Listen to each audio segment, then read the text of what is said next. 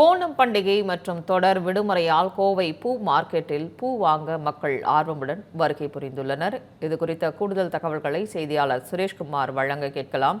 சுரேஷ்குமார், தற்பொழுது ஓணம் பண்டிகை கொண்டாடி வருகிற சூழ்நிலையில் பூக்களின் வருகை எவ்வாறு உள்ளது, அதன் விற்பனை எவ்வாறு இருக்கிறது என்பதை அங்கு இருக்கக்கூடிய வியாபாரிகள் தெரிவிக்கின்றனர். அது பற்றி பகிர்ந்துக்கோங்க. வணக்கம் சங்கீதா. ஓணம் பண்டிகை மற்றும் தொடர் விடுமுறை காரணமாக கோவை பூ மார்க்கெட் பகுதியில் அமைந்துள்ள இந்த பூச்சந்தையில் வழக்கத்தை விட அதிகமாக மக்கள் கூட்டம் காணப்படுகிறது.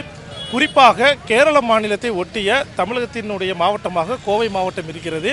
இது கேரள மக்கள் அதிகம் வசிக்கக்கூடிய மாவட்டங்களில் ஒன்றாக கோவை இருக்கிறது. இதனால் ஓணம் பண்டிகையை முன்னிட்டு கேரளா வாழ் தமிழ் மக்கள் இங்கே நிறைய பேர் இருக்காங்க. அவங்க இங்கே வந்து அதிகப்படியான பூக்கள் வாங்குவதை வழக்கமாக கொண்டிருக்கிறார்கள். இப்போ நம்மிடையே தன்யா என்ற கேரள மாநிலத்தை சேர்ந்தவங்க 20 வருஷமாக இங்கே கோவையில் வச்சுட்டு வராங்க. அவங்க ஓணம் பண்டிகைக்காக இங்கே பூக்கள் வாங்க வந்திருக்காங்க. அவரிடம் சில கேள்விகளை முன்வைக்கலாம்.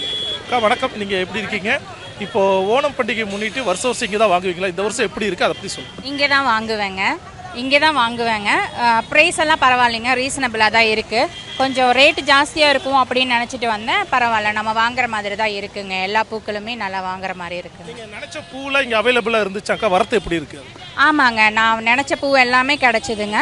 வேர்த்தும் நல்லா தான் இருக்குங்க. என்னென்ன பூ வாங்கியிருக்கீங்க, அதை வச்சு நாளைக்கு என்ன பண்ணலான்னு இருக்கீங்க? நான் வந்துட்டு வாடாமல்லி வாங்கியிருக்கேன், அப்புறம் மல்லிப்பூ வாங்கியிருக்கேன், அப்புறம் டேலியா, ஜமந்தி இதெல்லாம் வாங்கியிருக்கேன். அதை வச்சுட்டு நாளைக்கு பூக்கோலம் போடணும் அப்படிங்கிறக்காக. நாளைக்கு திருவோணம் இல்லைங்களா, அதுக்காக. நீங்களே கேட்டிருக்கலாம். இங்கே இருக்கக்கூடிய கோவில் வசிக்கக்கூடிய பெரும்பாலான கேரள மக்கள் இங்கே பல ஆண்டுகளாக தொழில் காரணமாக தங்கள் குடும்ப வாழ்க்கை காரணமாக இங்கே வசிச்சுட்டு வராங்க. இந்த சூழ்நிலையில் ஓணம் பண்டிகையை முன்னிட்டு கோவிலும் கேரள மக்கள் இங்கே இருக்கக்கூடிய கோவில்களில் அதிகப்படியாக வழிபாடு நடத்துவாங்க. அதே போல் தங்கள் வீடுகள் முன்னாடி திருவோணம் கோலம் போடுவாங்க. இதற்கெல்லாம் பூக்கள் வந்து முக்கிய அம்சமாக பார்க்கப்படுகிறது.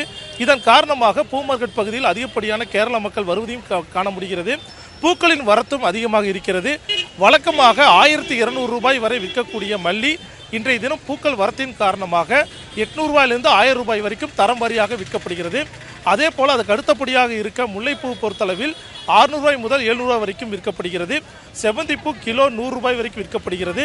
அதே போல் ரம்யா அவர்கள் தெரிவித்தது போல் இந்த வாடாமல்லிப்பூ மற்றும் துளுக்க மல்லிப்பூ போன்ற மல்லிப்பூக்கள் வழக்கமாக 100 ரூபாய் கீழே இருக்கும்.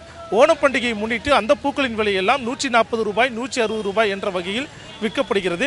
பூக்களின் வரத்தும் அதிகமாக இருக்கிறது.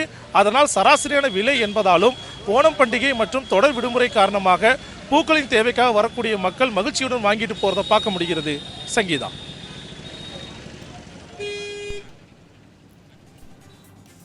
விவரங்களை வழங்கியமைக்கு நன்றி சுரேஷ்குமார்.